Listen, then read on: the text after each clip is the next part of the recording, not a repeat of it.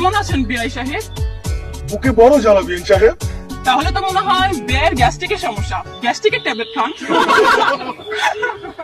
এই ব্যথা ট্যাবলেটে যাবে না বিন সাহেব।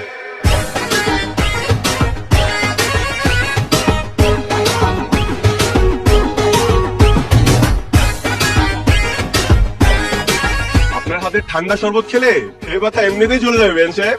তো দেরি না করে আগে আমাদের শরবতটা খাওয়ান।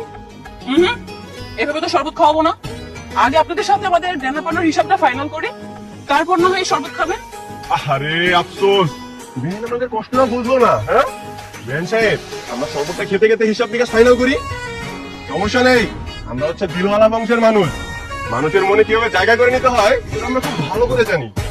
শরবতটাকে খাওয়ান, তারপরে যত টাকা যাবেন তত টাকাই দিব। ঠিক আছে, দেখা যাবে বিয়েরা কত করে দিল ওলা।